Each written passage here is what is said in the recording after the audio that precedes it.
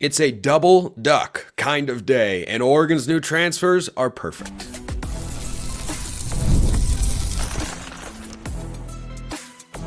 You are Locked On Ducks, your daily podcast on the Oregon Ducks. Part of the Locked On Podcast Network, your team every day.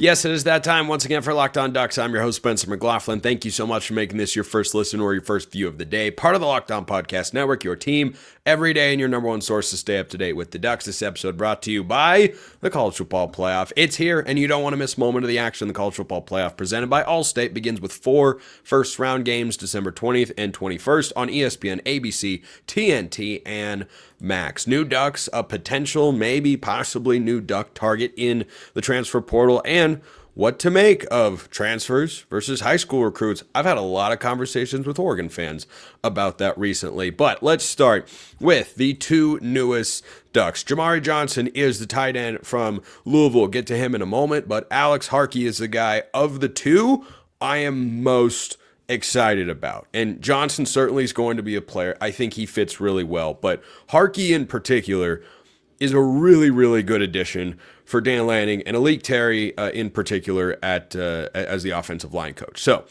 Harkey comes over from Texas State. He's got 1 year of eligibility remaining. He has played all 3 years. His PFF grade has jumped every season so far. So he came in and played as a true freshman at Texas State, which competes in the Sun Belt, by the way.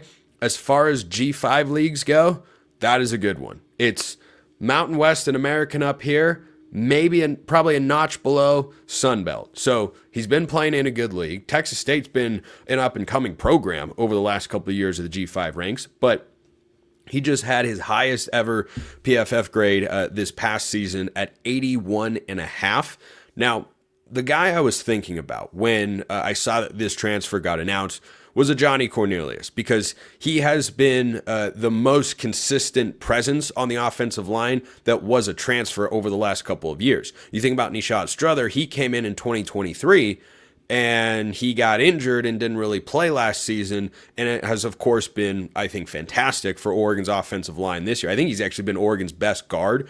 Even when guys like Marcus Harper are healthy, I think Strother, paired with Connerly, has been really, really good on the left side of the offensive line. But a Johnny Cornelius, when he transferred in from Rhode Island, which is an FCS school, this is FBS, Group of 5, higher level competition than FCS, a Johnny had a PFF grade of 90.1.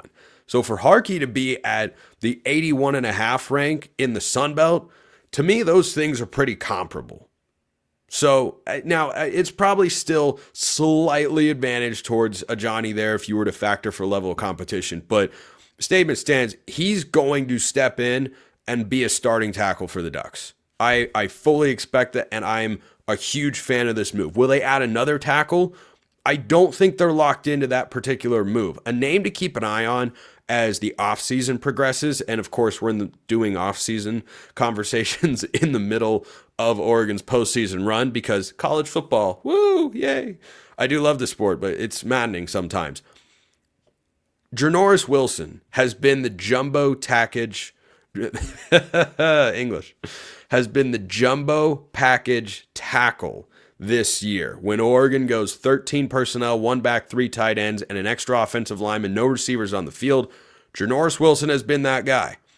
Once upon a time, that guy was, wait for it, Josh Connerly, who has started the last 2 years at left tackle for the Ducks. We'll see. I'm not saying it's a guarantee. I'm just saying it's a name to watch. But I think bringing in a starting offensive tackle makes a lot of sense. I don't expect Oregon to bring in a starting offensive lineman on the interior. I think they have a lot of options there that they've built up this particular season. Plus, the expectation is that Matthew Bedford, the Indiana transfer, who probably would have started this year but got hurt early in the season, he has redshirted and will probably be back next season for his 7th year of college football. So I think the interior of Oregon's offensive line is set.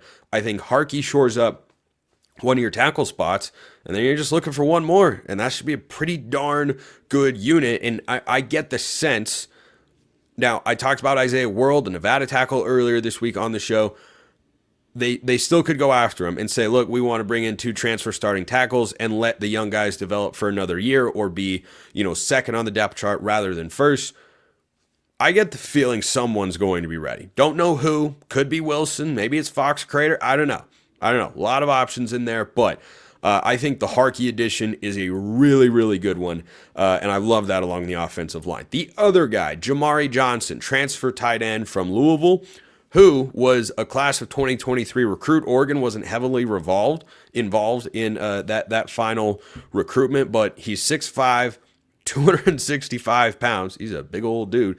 He only logged 176 snaps this year. His PFF grade was 84.3. That's exceptionally good.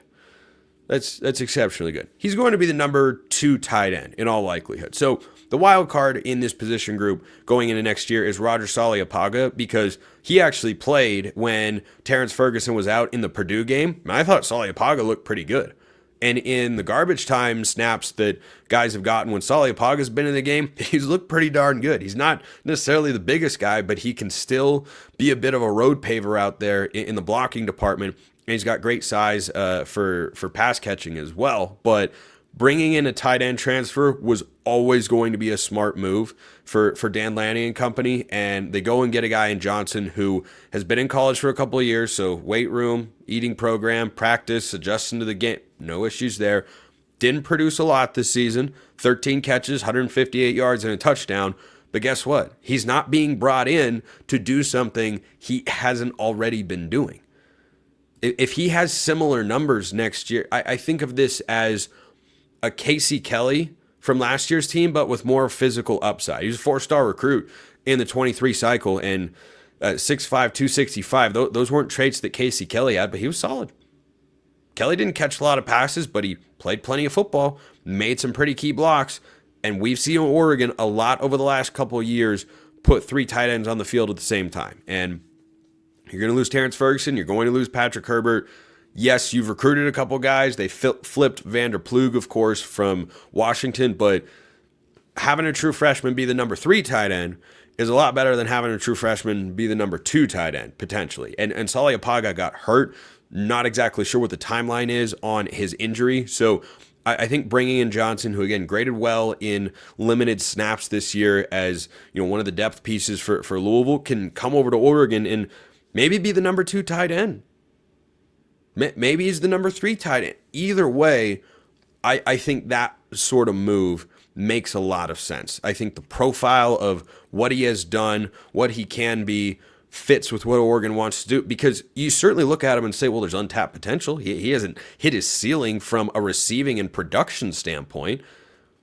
Could he have the opportunity to do that in Oregon's offense? Yeah, he could, because T-Ferg's been productive this year, set the Oregon all-time record for receptions and touchdowns by a tight end, but we've seen how impactful Kenyon Sadiq has been. He could be in for a monster campaign come 2025. So I think shoring up the depth there at the tight end position makes a lot of sense, but both these guys are going to come in and play right away. Harkey, I suspect, will be more involved than Johnson, but both, I think, are really good fits at their respective spots. Let me know your thoughts in the YouTube comments below, or hit me up on Twitter at @McLaughlinCFB or at LockedOnDucks.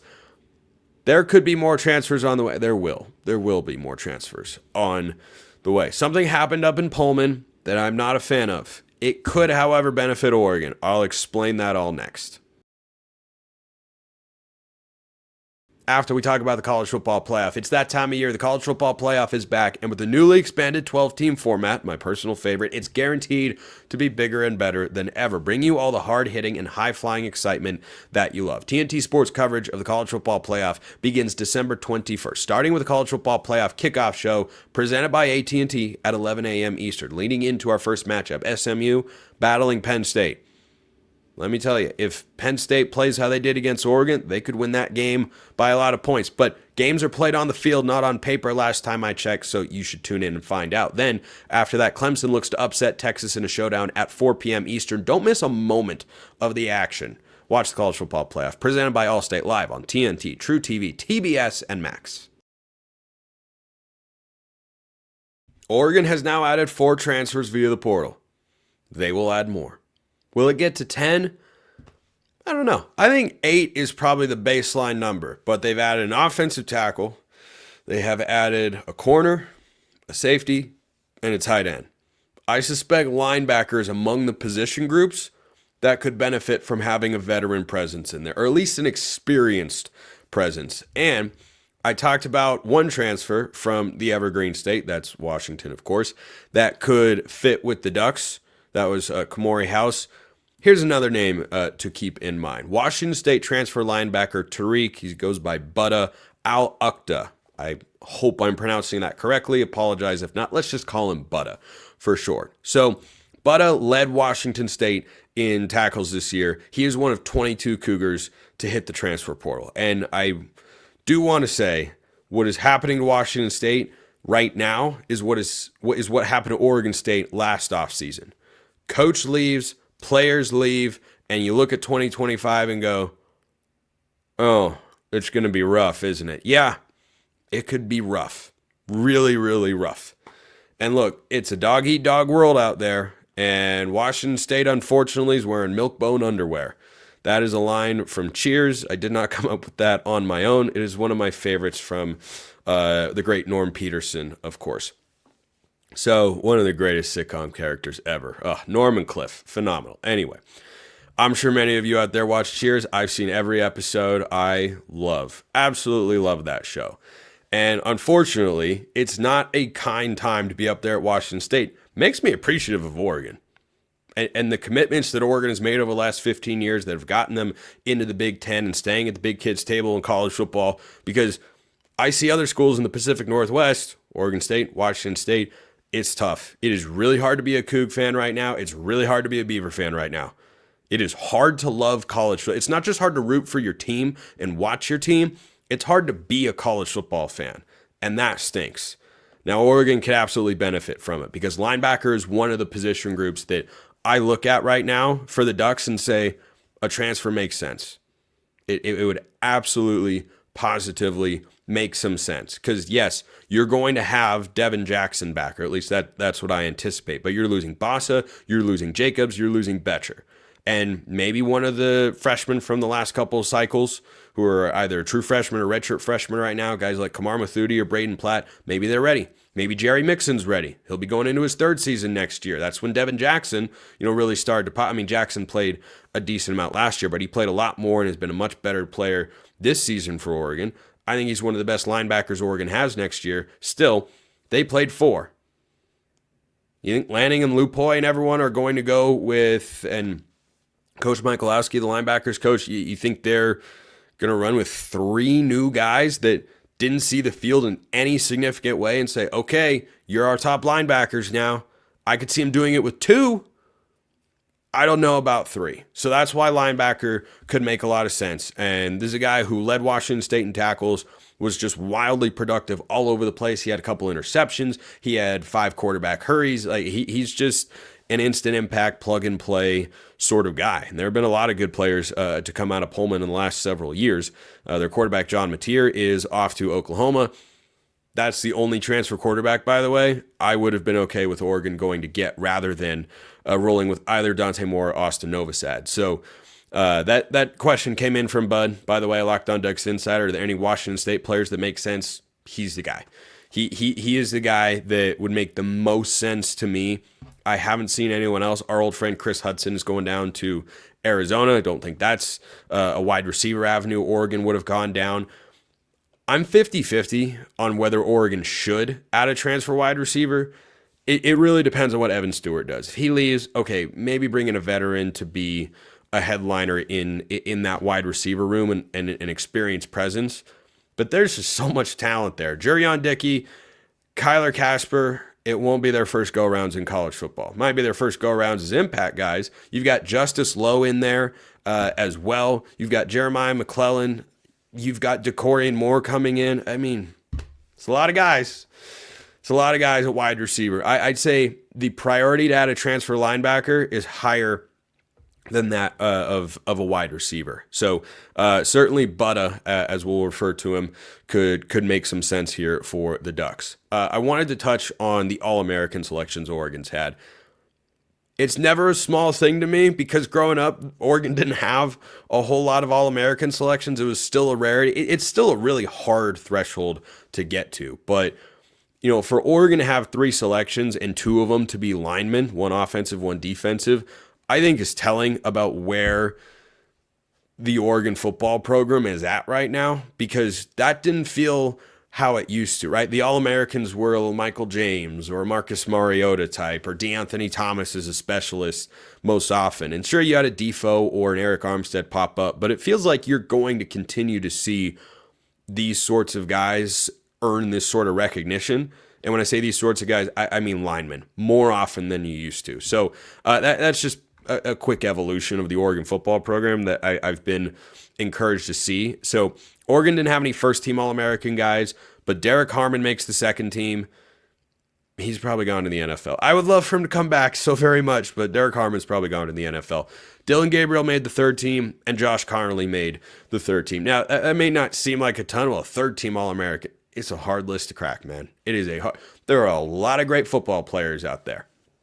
And I saw some chatter on Twitter amongst Oregon fans about Dylan Gabriel being a third-team All-American. He's behind Cam Ward and Shedeur Sanders. You don't have to like Shedeur Sanders. I got news for you. He's a really good football player. And he is dealing with a whole heck of a lot less at Colorado. Their offensive line still stinks. Their defense improved dramatically, but their O-line still stinks. He's got a bunch of good receivers, and he's got no running game, and he puts up crazy good numbers. And Cam Ward was the number 2 passer in all of college football this year. So if you look at Dylan Gabriel on the third team and say, wow, he's a Heisman finalist, and he's a third-team All-American, and he's in the college football playoff and Big Ten champion and all this stuff, the numbers just don't compare. Like I think it's great for Gabriel to get this recognition and whatnot, but I loved what he said in a press conference the other day about individual awards, being a Heisman finalist and, not winning, of course, because Travis Hunter got the award, which he was always going to get. And Gabriel was asked about it. And with that same, he's got such an aura about him that is just calm, cool, collected, which is how he plays on the field. The Iceman out there. Like he's just ice cold all the time in the best way. And I'm here for it. But he was asked about that. And he gave a great quote that essentially boiled down to, look, I'm not here for individual awards or I'd be playing a sport like tennis or golf. I'm here to play football and get team awards and win games. And you know what? That's all I want to hear from my quarterback. Colin Cowherd has this famous take. I want my quarterbacks to be quarterbackial.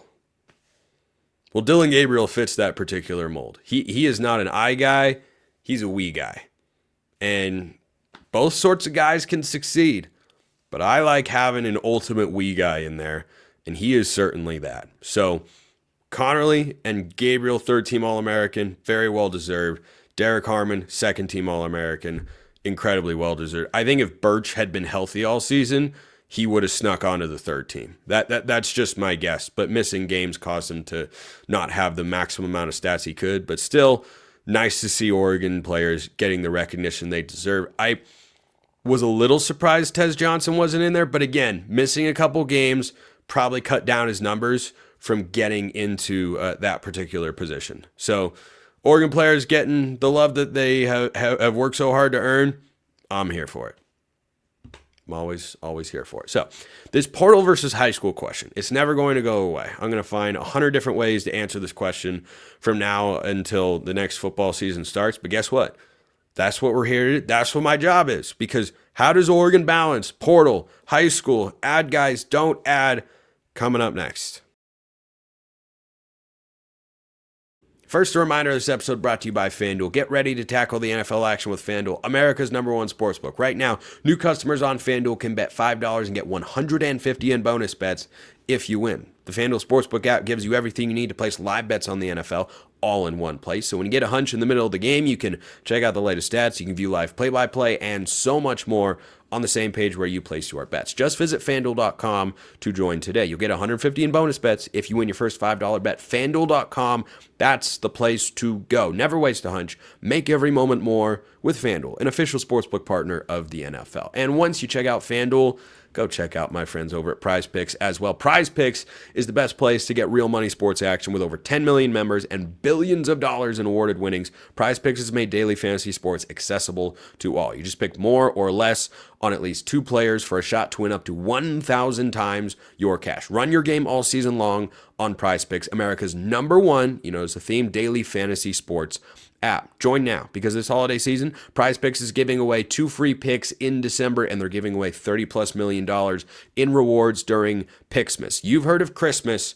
Prize Picks has brought you Picksmas. That's the place to go. Download the Prize Picks app today. Use code LOCKEDONCollege. Get $50 instantly after you play your first $5 lineup. That's download the Prize Picks app and use code LOCKEDONCollege to get $50 instantly after you play your first $5 lineup. Prize Picks, #1 daily fantasy sports app. Go over there and run your game. All right, the mailbag questions continue, and you can be a part of it as well. YouTube comments, hit me up on Twitter at @McLaughlinCFB or at LockedOnDucks. DMs and mentions, wide open. Or if you want priority mailbag access and a bunch of other perks, become a Locked On Ducks insider. Link in the description below. You can get a free 14-day trial. This from Money Plan Y3E. I don't know how you want me to pronounce that, but Lanning's vision for the Ducks is bold. Do you think focusing on the portal over high school recruits could redefine Oregon's future, or is it a gamble? Well, let's take a step back here for a moment, Money Plan. Oregon has added 4 transfers for 2025. They took 16 in the 23 cycle. They took 14 in the 24 cycle. I imagine they will be around 10. Be in that sort of range. When you watch Oregon football over the course of the season, is 10 players closer to a minority of Oregon's team or a majority of Oregon's team? And some guys are transfers from past seasons. Absolutely. Factor that in. What I think Dan Lanning is looking to do is what all the great programs in college football are looking to do. You build strong recruiting classes so you know you have foundational talent for this year and next year and the year after that. And in case guys go down with injury, you have players that can step up and contribute right away. But when an opportunity arises to make your team better, you go and do it every time. I know it doesn't feel great. It's a big era of change in college football, and I think most fans are still adjusting to this. Well, how come this guy doesn't get a shot? Well, why doesn't this guy get an opportunity to play? Because what you're hoping that guy can become, somebody else who wants to come play for the Ducks, is already the best version of that particular guy. And for some kids, yes, it may very well mean they transfer because they aren't going to see the playing time that they were looking for. But for other guys, it provides an opportunity to grow. So think about Devin Jackson, for instance. He comes in 2022. He sticks it out with Lanning and company after Mario left, and he says, oh, yeah, I want to be a Duck. He redshirts in 2022. Pretty standard practice, right? Then in 2023, and by the way, he was a blue chip prospect whose composite rating, I believe, was just a hair under 95 on 24/7. Pretty highly regarded guy. Elite speed and physical traits coming out of high school. Was not ready to play as a true freshman.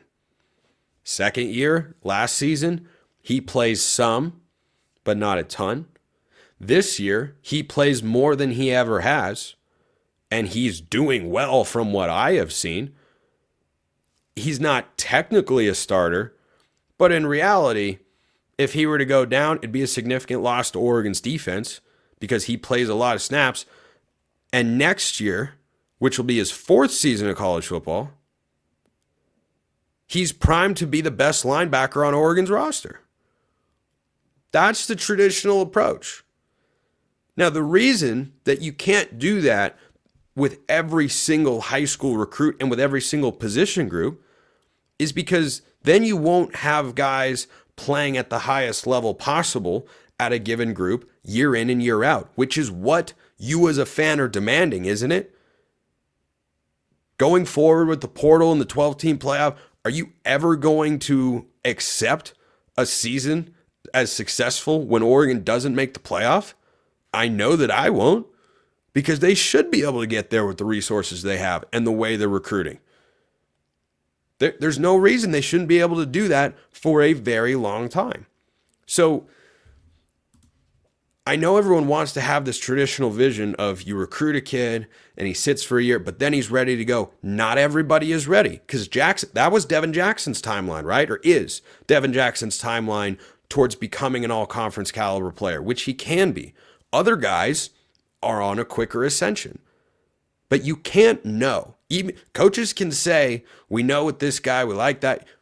You can't know. There is no personnel department in college or the NFL that bats 1,000 on these things. It doesn't exist. Draft picks are whiffed upon in the first round every single year in the NFL. 5 stars bust in college every single year or don't work out at their initial stop. That's the way it goes. There are just too many factors to determine whether a kid is going to be successful. So some kids are on the Devin Jackson track.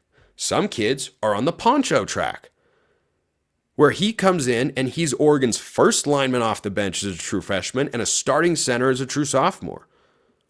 That's not usual per se. It's not unheard of, though.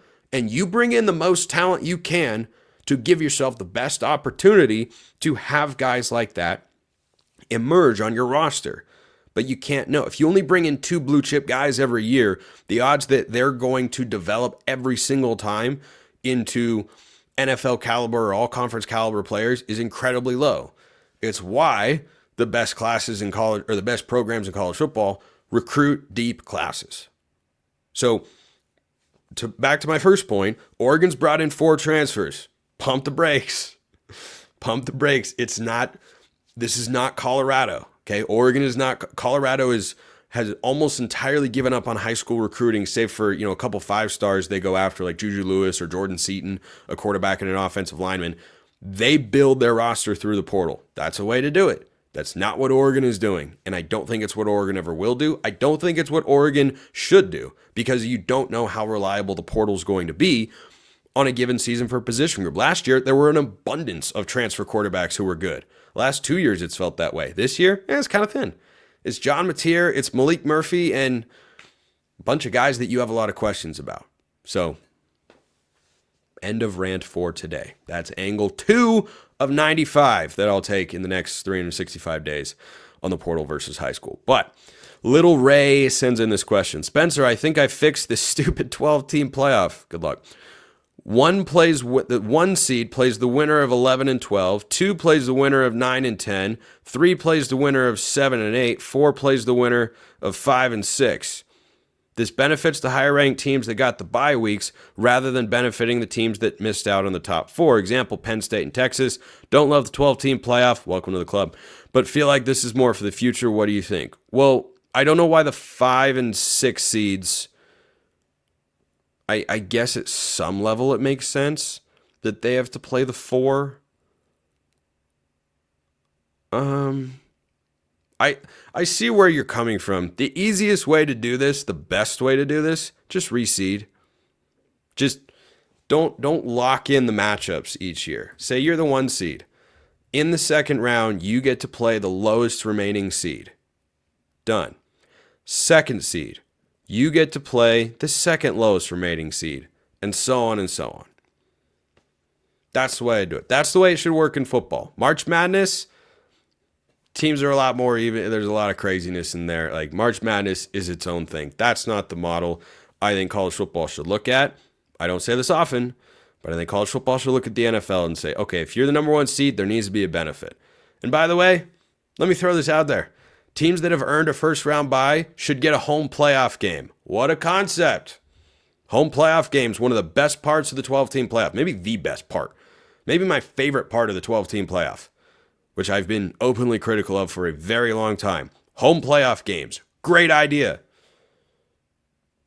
If you're not going to reseed, at least give the teams that have earned a bye with your criteria a home playoff game. Then make the semifinal and have the semifinals be at some combination of the peach, cotton, orange, and sugar, and then make the national championship the Rose Bowl forever and always. Appreciate everyone listening. I'll see you next time. Have a wonderful rest of your day, and go Ducks.